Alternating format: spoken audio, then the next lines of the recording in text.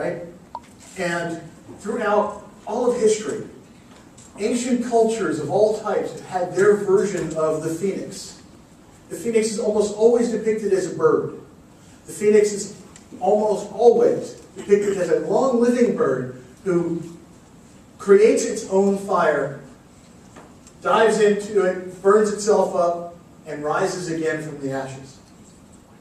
This has been, it started in ancient Egypt, it was in Greece, it was throughout Africa, it was throughout India and Asia. Pretty much every ancient culture has some version of this in their thoughts.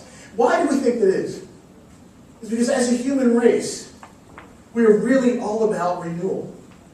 We really want the opportunity to be able to start over and to start fresh and to do things new.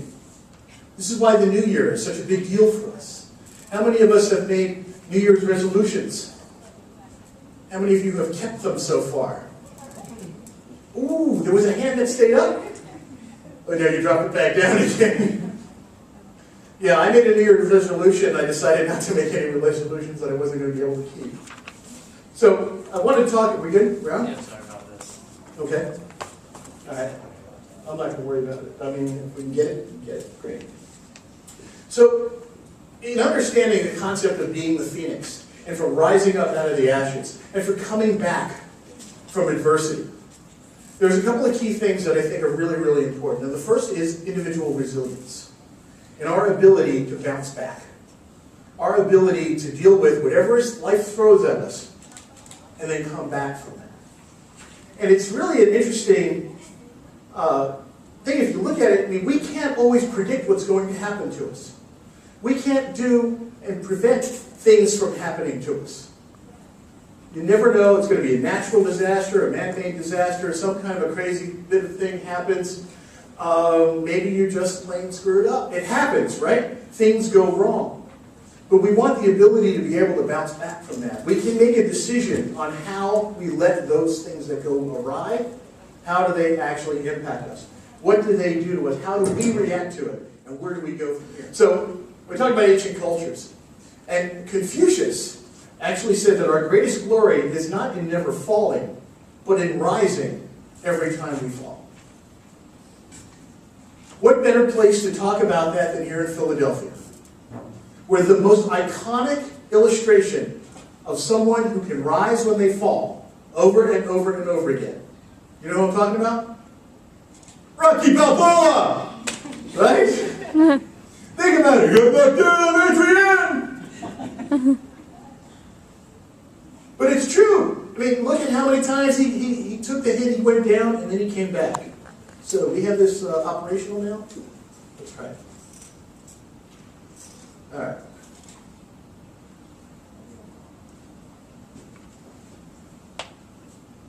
So, we're talking about resilience. I already went past that. I went past this.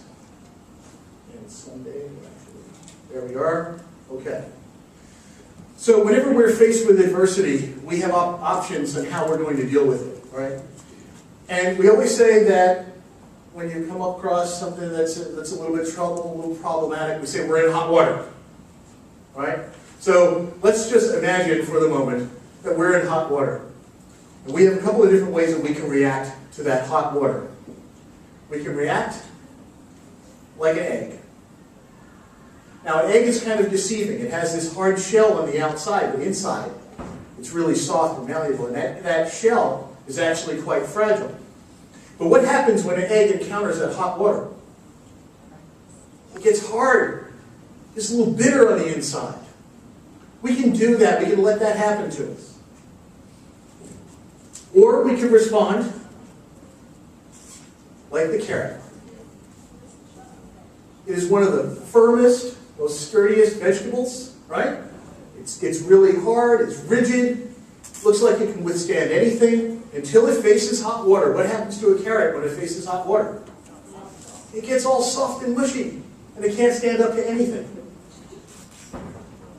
So we can be like the egg, or we can be like the carrot. Or better yet,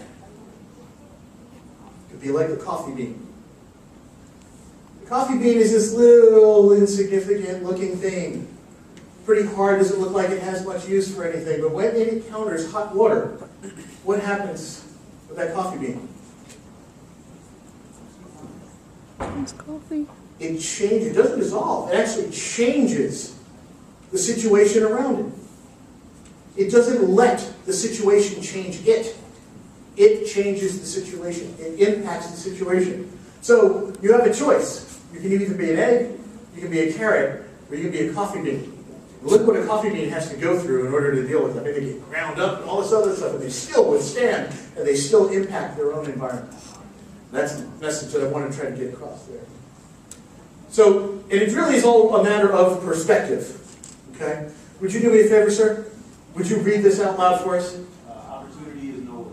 Opportunity is nowhere. And over again, people who have dealt with hot water situations, who've dealt with adversity over and over again, start losing sight of that opportunity.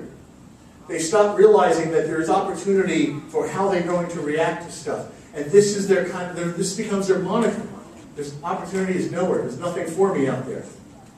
Now I'd like you to read it now. Opportunity is now here. It's a matter of perspective. When you're facing adversity, deal with the opportunity that you have.